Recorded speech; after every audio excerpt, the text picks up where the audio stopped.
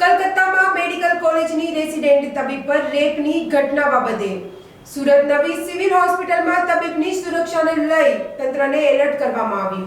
કલકત્તામાં medical કોલેજની resident તબીબ પર રેપ બાદ હત્યા કરવાની ઘટનાના દેશભરમાં પડઘા પડ્યા છે. રેસિડેન્ટ ડોક્ટરો હડતાલ પર ઉતરી ગયા હતા. 6 દિવસ બાદ હડતાલ સમેટાઈ હતી. આ સાથે રેસિડેન્ટ તબીબોએ સુરત સિવિલ સુપ્રિન્ટેન્ડન્ટ સહિતના તંત્રના અધિકારીઓ સાથે બેઠક કરી પોતાની માંગણીઓ મૂકી હતી.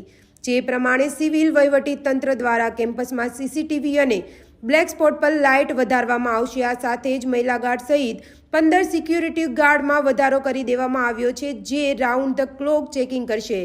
ભારત અને ગુજરાતમાં પણ મેડિકલ કોલેજના રેસિડેન્ટ તબીબો હડતાલ પર હતા. રેસિડેન્ટ તબીબો દ્વારા ગુજરાતમાં પણ હડતાલ પરત ખેંચવામાં આવી હતી. જો કે જે લોકલ સમસ્યાઓ હતી તે સિવિલ હોસ્પિટલ વહીવટીતંત્ર દ્વારા જે સોલ્વ થઈ શકે તેના પર ઝડપથી કામગીરી કરવામાં આવી છે.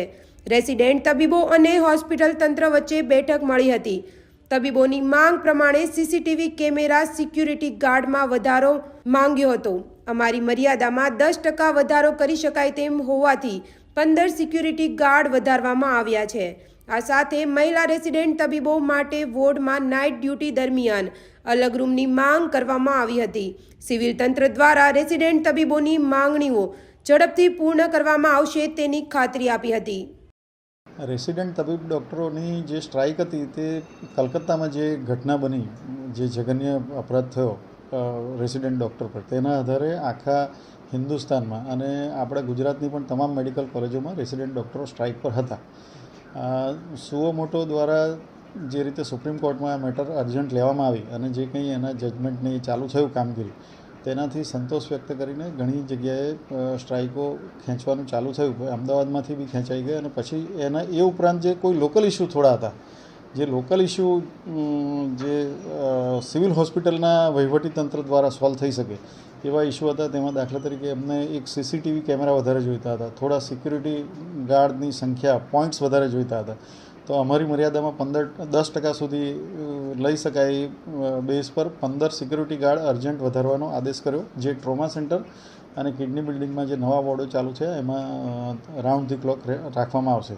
સીસીટીવી કેમેરા બાબતે એમને રેસિડેન્ટ ડૉક્ટરોને કહેવામાં આવ્યું કે તમારા દ્વારા જે 4-5 લોકો હોય એ બધા આખી હોસ્પિટલમાં સર્વે કરીને, સિક્યુરિટી ઓફિસર સાથે સર્વે કરીને જે જગ્યાએ કવર ના થતા હોય ને જ્યાં કેમેરા જોઈતા હોય ત્યાં કેમેરા લગાવવાની સુપ્રિન્ટેન્ડન્ટ મેડમ તરફથી ગ્રીન સિગ્નલ આપવામાં આવ્યો.